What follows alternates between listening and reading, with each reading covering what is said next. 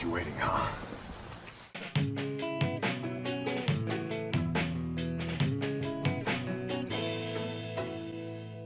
Wow, it's that time of year already, huh?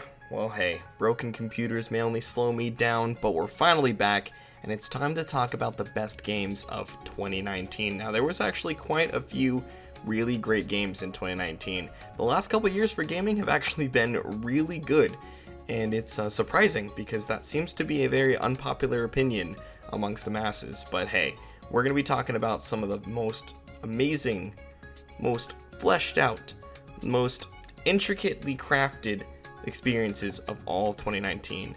And none of these games feature loot boxes. It's a fucking miracle. Let's get right into it.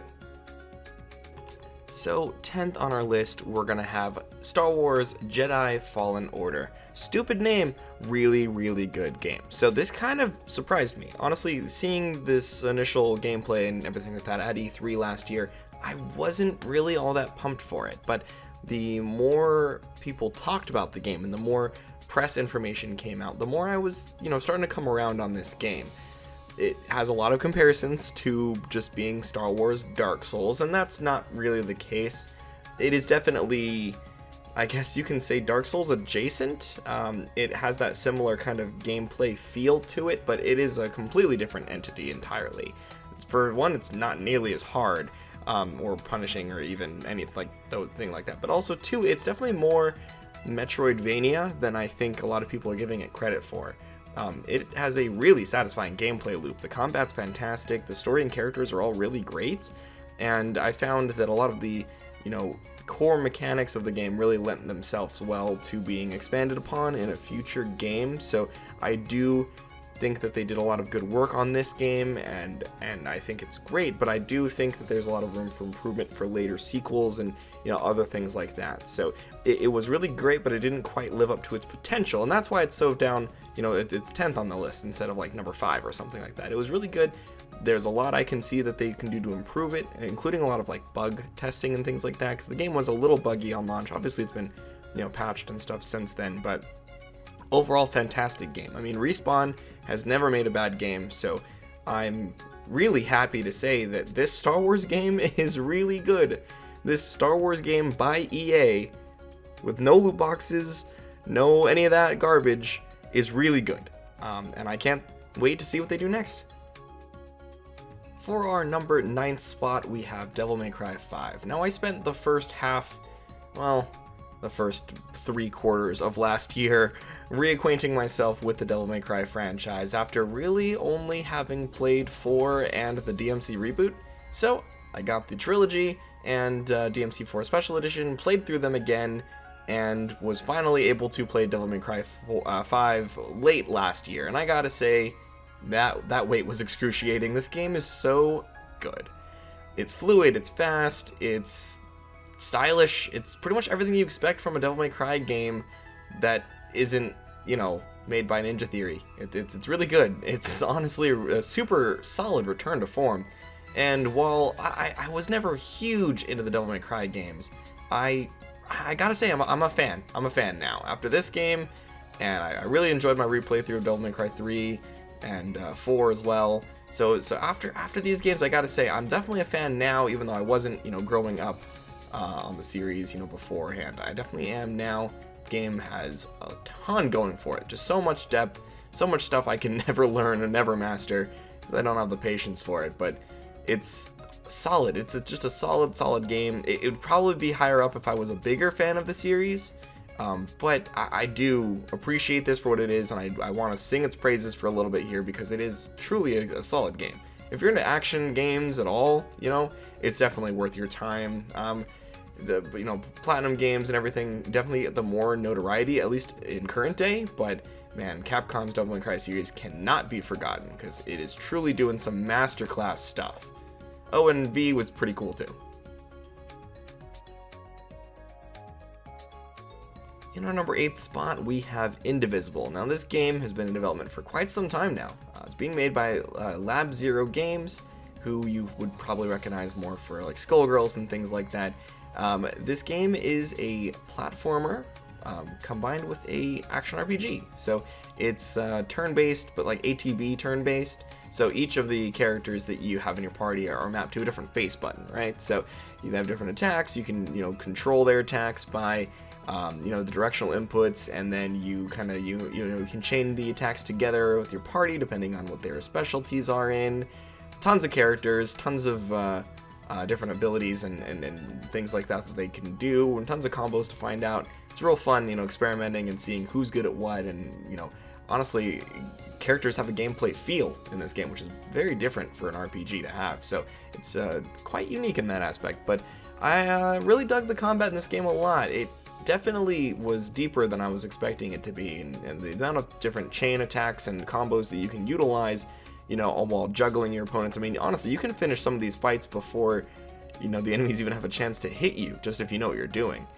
Certain enemies, have weaknesses to certain abilities, and then of course certain party members have different abilities for like area of effect or crowd control, or just straight up damage. There's buffs, there's healers, there's like all kinds of stuff. So a lot of things to experiment with. As you can see, the art is gorgeous. Tons of just beautiful environments, colorful characters, and great dialogue as well. A lot of really talented voiceover work went into this game, and a lot of talented VAs are behind a lot of these voices. I mean, you have Cassandra Lee Morris and just tons of other just big name people. I mean, I'm pretty sure even Troy Baker's in this game, if I'm not mistaken.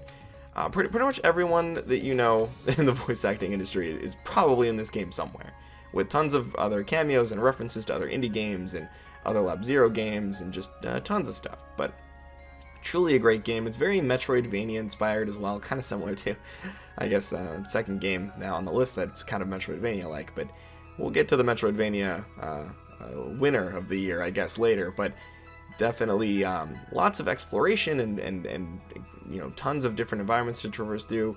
Moving in this game in general is just a lot of fun as well, so I gotta give them props. This game is really a work of art, and I really enjoyed my time with it. I can't wait to see what they do next, if they do make a sequel to this game, or if they just plan on making other games. I mean, obviously I've loved every other game that Lab Zero's ever made, so I'm down for whatever else they've got in store for us. But yeah, Indivisible, great game. Next up is Wargroove, a strategy RPG by Chucklefish, which are just fantastic developers. If you've never played any Chucklefish games, please do. Wargroove is fantastic. It's really like fantasy Advance Wars is a really good way to put it. A lot of comparisons to Fire Emblem and other games of that kind of nature.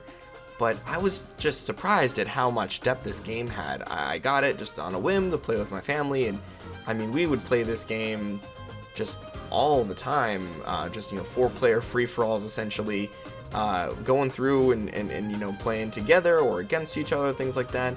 There's a map editor, so you can make your own maps, and there's all kinds of different terrain options and plenty of different units. There's even a free DLC that just came out as of the day of recording this, which adds even more unique content, co-op campaign, a bunch of stuff you can download other people's maps off the internet. Honestly, there's an endless just cavalcade of content in this game that can just keep you playing forever, honestly. As long as the community is making content, you'll never run out of stuff to do, which is crazy. This game costs $20. Most games don't have this amount of content in them for $20. I haven't even touched on the single-player campaign or the fact that you can create custom campaigns. Yes, you heard me right.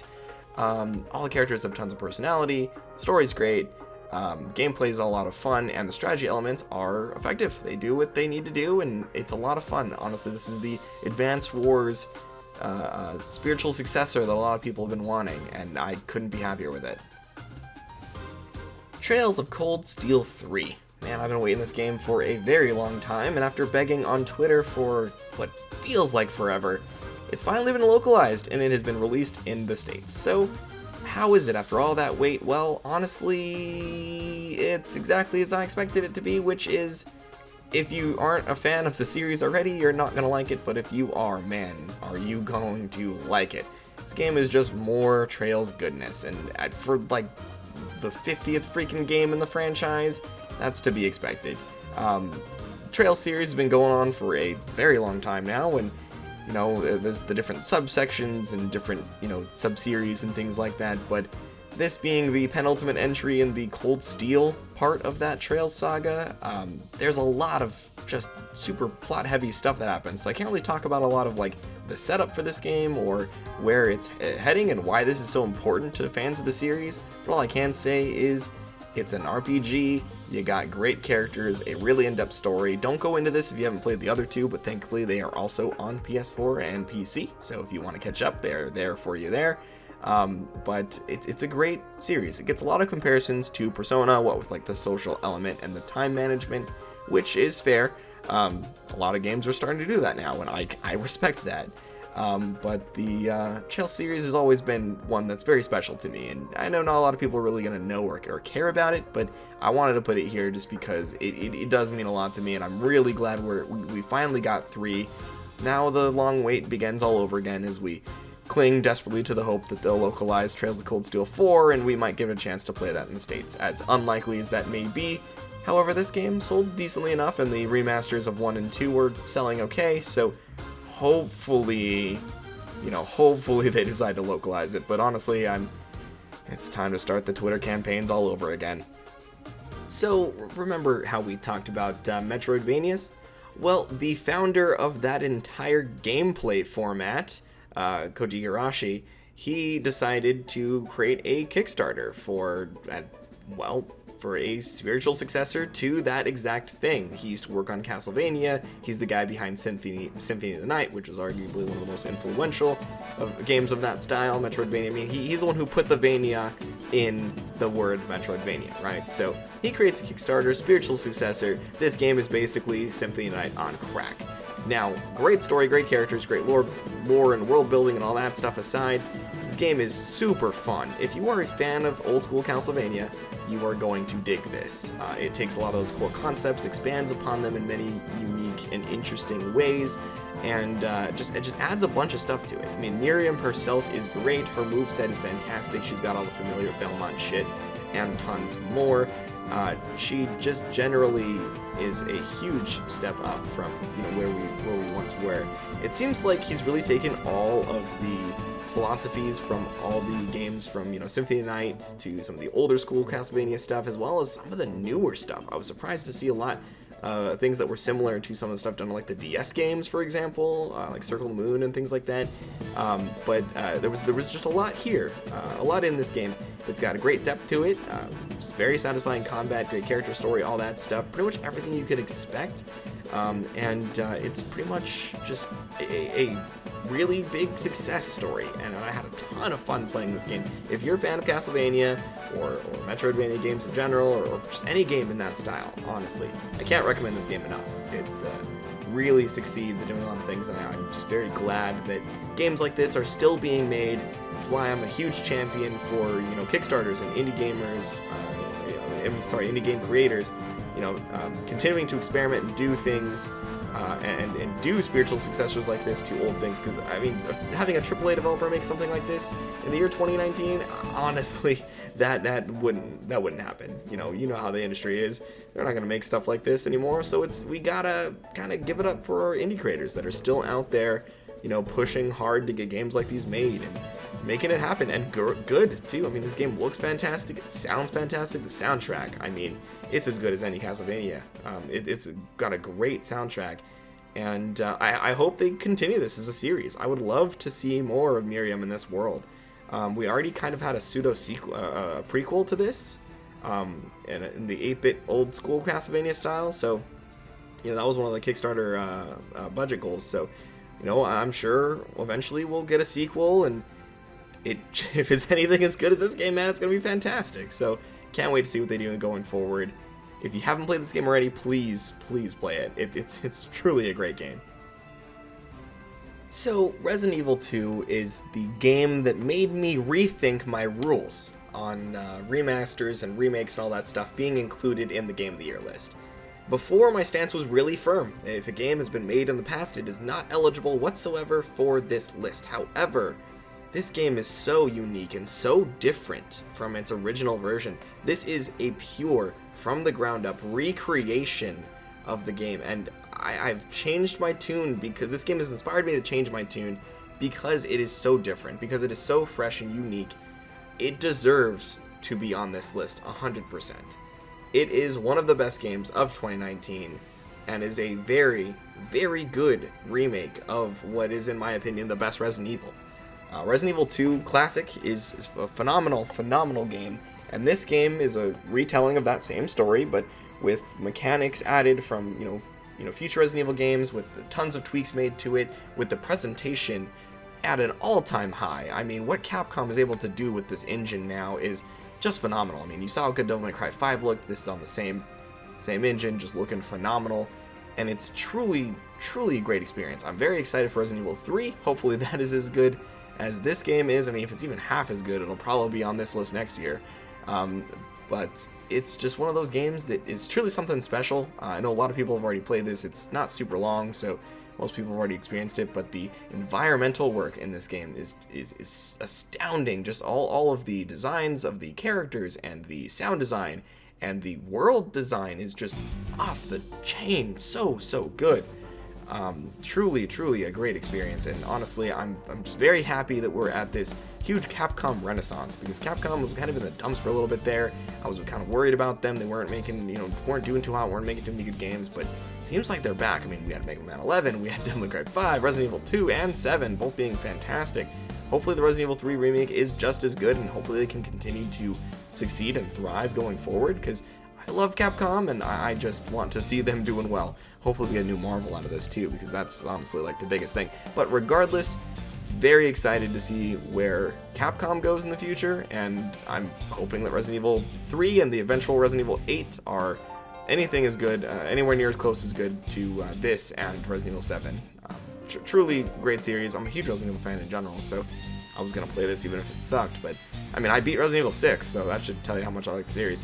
But anyways, great game. You guys already knew that, and I'm sure plenty of you are disappointed it's actually not number 1. But there's a few others I want to talk about that honestly affected me and a little bit more. Speaking of games that really affected me, Kingdom Hearts, man. Kingdom Hearts is a series near and dear to my heart. I've been a Kingdom Hearts fan since the first game came out all the way back in the early 2000s, and I've been following the series since. This is the finale of this current arc of the series. It is not the end of the series, as they have stated that they are going to make more, and we already kind of know some of the stuff about future games. I wanted to kind of let this game simmer before I did any reviews on it, but a review eventually will be coming, and unlike the Final Fantasy 15 and Uncharted 4 reviews, this one's actually likely to happen very soon. But the game itself is phenomenal. Truly a great experience, and is only gotten better with the release of the Remind DLC and the patches that have kind of come out and changed some things about it, like adding in new new abilities for Sora's base form, because that was kind of one of the complaints about the base game, is that Sora's actual moveset was kind of crap, but they kind of fixed a lot of those issues. They made the game faster, and people kind of learned more about it and started to appreciate it a bit more. There are disappointing aspects of this game, don't get me wrong. I mean, what they did to Twilight Town was unforgivable, but everything else, I gotta say, it's a lot of fun. Even at launch, it was already the second best Kingdom Hearts game, so it can only get better from there, and it really has. They've done a lot of work on this game. The story, honestly, was great. I know that's a kind of contentious point, but I really enjoyed the story to this game. What they did and how it ends sets up a lot of stuff really well and ends things really satisfyingly for me. Just me specifically. I guess I can't really speak for anyone else here, but I mean, I'm not the kind of person who likes to sit around and complain about everything, right? So yeah, I had my Twitter rant about what they did to Twilight Town, and I had my Twitter rant about Final Fantasy characters and all kinds of stuff that I disagreed with. I mean, I'm not going to go into spoilers here, but there's one real big thing that I really disagreed with as well, but that's kind of rectified a little bit here in Remind, just a little bit. It's just one of those things where the game is already so good that, yeah, it's got some flaws, but those flaws aren't enough to take away from what is an amazing game. It does prevent it from being my number 1 game of the year, though. I did predict that this would be my number 1 game, and it unfortunately wasn't. There were some other games that came out that I do think are better than it, and I do have to take into account that this game's base state wasn't phenomenal. Honestly, it wasn't as good as it could have been. It really could have used an extra 6 or so months in the oven to kind of cook and patch out some things and fix things up, and honestly, I feel like it did just need a little bit more time. I know that's contentious to say because this game was in development for 5 whole years, but honestly, I do feel like it was just close to being finished. Could have used more time. I mean, critical mode should have launched with the game. You're looking at my critical mode playthrough right now, but it should have launched with the game. Don't know why I didn't. And just some other tweaks should have been made before the game came out. But overall, very good game. Lots of changes have come out that made it even better, but even without those changes, it was still a good game. So, hate me all you want, but Kingdom Hearts 3 is my 3rd favorite game of 2019. So for this segment, I'm not going to show any gameplay or trailer footage or anything. You're just going to be looking at this beautiful picture of Date and Aiba, because the trailers all spoil the hell out of this game, and any gameplay I show you is just kind of going to be the same at this point. So let's avoid doing that and not spoil any of the good jokes or any of the good drama in this game. Instead, just show you the faces of 2 of the most beautiful people on the planet and move on with ourselves. So the game almost didn't make this list. I'll explain why in a second. I've kind of alluded to it, but some of you guys already know. My computer broke in late December, so I wasn't able to work on this video during that time, and I was trying to get it fixed and working with people and things like that, coming up with the money to actually pay for it. And during that time, I was still finishing my backlog for the year. That's when I played this game. I didn't actually play this in 2019. I played this early 2020. Actually, it was in January, like the 1st or 2nd day of January when I finished this game. And man, am I glad that I got to play this game before the list was made, because holy crap, this game is so good. You play as Kaname Date, the guy on the right, and his AI companion Aiba, girl on the left, as they are solving a series of murders and going through basically Psychonauts-esque people's dreams to help piece together the pieces of this puzzle to solve this murder mystery. It's a very good, very good game. And I'm typically not a huge fan of games of this style. I do like Zero Escape, which is actually made by the same person, and I like Danganronpa and things of that nature, of course, as well. But, hasn't always been my main cup of tea. But this game really opened my eyes to a lot of things. And games of this style are I want to play more, is all I'm going to say after this. The story, the characters, the writing, so good. All of it very strong. It's an absurd game at times, but that's kind of the point. It's very charming in its absurdity. And when it gets serious, this game gets very serious. I'm a well-known baby, but... So these words don't really mean as much as if they were coming from someone else, but this game made me cry on a couple different occasions, and I got really, really attached to these characters. I played through the whole thing with my sister, going through together, coming up with crafting theories, talking about just all kinds of stuff with this game, and it's been a while since the game has made me do that. The story is interwoven in such a way that's just brilliant. And a lot of games of these natures will have different endings depending on different choices you make and different routes you take throughout the game. This game does have that as well. However, it's designed very smartly around that. The game's loading, like chapter selection, is struck on a detective board, like the kind that you'd see in movies and things like that. The detectives would have with like bits of string connecting like the different investigation files and like the different threads, right? And each of those threads is a different color. So there's multiple different routes all based on color, and you can actually skip around as much as you want. No need for separate saves, no need for save states or anything like that. You can just retry the individual things as many times, get different outcomes, and in order to get the true ending, you need to see every outcome. Because it all kind of leads back into this one final chapter. And I thought that was super brilliant. It lets you have your cake and eat it too. You don't have to worry about, people coming up with different choices and things like that, because you experience them all. By the end of the game, you experience every choice that you're able to, and you're supposed to do that. That's how it's led. In fact, you actually can't continue down some paths until you finish other paths. Which is super brilliant. Though I will say the first time it happened, it was a little bit jarring, because I got like halfway through the game on one thread and then had to basically restart to the beginning to go to a different thread. And so keeping track of like, who's where and what story beats are happening right now was a slight troublesome aspect for me. Very, very slight. I'm just stupid, so you can't really blame the game for my stupidity. Just something I wanted to share on that end. I'm not going to say any more. don't want to spoil anything about this game, but it is truly a beautiful experience, and just like in my Persona video when I talked about how that game changed my life, etc. This is another eye-opening experience for me. This game's story and characters and plot truly have changed bits of myself, and I feel different after having played this. The game is truly amazing, one of my all-time favorites, and we haven't even gotten to number 1 yet. Also, I ship those two, so that also kind of helps. Regardless, game is phenomenal. Please play it. It is on Switch, PC, and PS4, and it is one of the best goddamn games I've ever played in my life. Alright, so here's the big one. Anyone who knows me, I can guarantee is not surprised by, oh geez, that was a strong hit. Anyone who knows me is going to be not surprised at all by this choice for Game of the Year.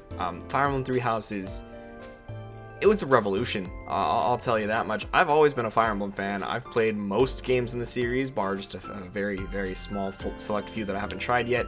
And I've been just generally a big fan for a very long time. Fire Emblem Awakening was one of my favorite games of all time. Still is, in fact, one of my favorite games of all time. And this game is better than Fire Emblem Awakening. So yeah, this game now holds a pretty high spot amongst my favorite games of all time. Really gonna have to remake that list sometime, because man, this year has just changed so many things for that list. We'll get to that eventually, but in the meantime, let's talk about this game. So Fire Emblem Three Houses, it's the best Fire Emblem ever made. Like, no competition, it's just so goddamn good. The gameplay changes, all phenomenal. The actual, like, hub world monastery stuff is fantastic. The characters in this game are the best that they've ever been, with the most in-depth writing and the most, agency and personality that there's ever been in the series. Just so much new stuff. The game is fully voice acted. The game is long as hell. I've put in, over 100 hours into this game. I've done all 4 routes, because there's the 3 houses, and then one of the houses, my personal favorite house, Black Eagles, actually has 2 different routes. One where a pretty big divide happens about halfway through the game, and you can kind of choose where the story goes from there, which is pretty nice. A lot of replay value in just experiencing the different stories, and seeing the different sides to things. It does give you a lot of context for a lot of things, which is great, and all the characters and all the other houses are fantastic. DLC is coming out very soon to even expand on it further, but man, I just got so attached to these characters, and it was one of those games where I beat it and then immediately started a second playthrough on a different house to try and get some more story, and I didn't want to set it down. I spent hours in Garreg Monastery just tweaking stats and buying equipment for my people and talking to my class and setting up all this stuff, and that was some of the most enjoyable time I spent with this game, was just messing around in Garreg, talking to people and training my students and making them go to class and learn from me, and setting up my syllabus for the week, and doing all these very intricate things because I cared that much about the people that I was teaching in this game, that I wanted to spend that extra time and go the extra mile to make sure everyone was set up properly and had the appropriate gear, and talk to everybody and really try to see what's going on with them, and do all their paralog missions, and pair some of them up and try to get some different endings with people, because you can, not to the same extent as an Awakening and Fates, but you can pair up units and they will get different endings depending on the supports and things like that. Oh, the supports, I haven't even talked about supports. I spent so much time watching those interactions between me and the students themselves, time skip stuff as well once they kind of start growing up more and having to deal with more issues, watching how these characters grow and change over the course of the games, learning about their problems, helping them through their life. This shit was awesome, and I truly love this game. Easily in my top 10 favorite games of all time. This is a phenomenal experience. And to avoid any spoilers, I'm not going to get into too much of the plot, but the plot's phenomenal as well.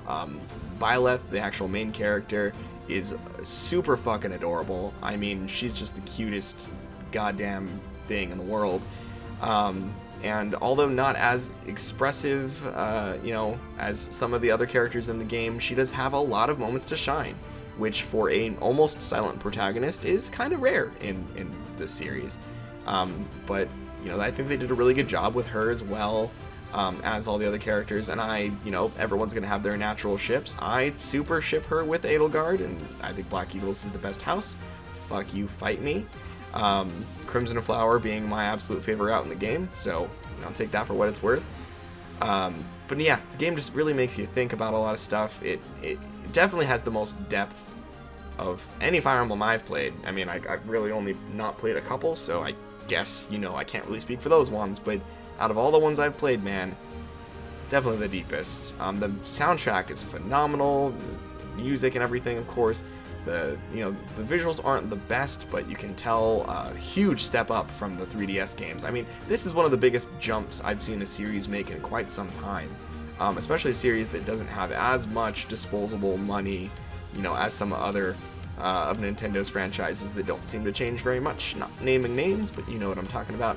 That made the jump from handheld to console recently. I mean, just the fact that they were able to get all these visual upgrades, full voice acting for a over 100-hour game. I mean, everything's voice acted. Even stuff in the overworld, like at the actual school, is voice acted. And I never expect that kind of shit to be voice acted, but it is in this game. They went above and beyond the Call of Duty with this game, and it is just, it's so great. And I mean, I could go into spoilers and talk about all the things that make this game great, but I'm going to save that for a review, because a review is absolutely coming for this game, because I only really do reviews on games that really affect me, and this game super affected me. Love it to death. That's my list. The 10 best games of the year. And first one's Fire Emblem. A lot of people are kind of mad at Fire Emblem right now because the whole Smash situation, but I gotta say, I don't give a shit, because I'm just really happy that Byleth made it into the game anyways. So, well, we'll talk about that another day too. Anyways, I've taken up enough of your time. This is the longest top 10 list I've made in quite some time, and that's because there was a lot to talk about. I'm very passionate about a lot of these games that came out this year, so sorry if it feels like a rant or something like that, but God, so many of the games were so great this year. Anyways, that's been enough from me. I'll see you guys in the next one. Let me know what you guys think. What were your favorite games of the year? Are you as passionate about Fire Emblem as I am? Probably not. But let me know what you guys think down below, and I will see you guys in the next one. Stay classy.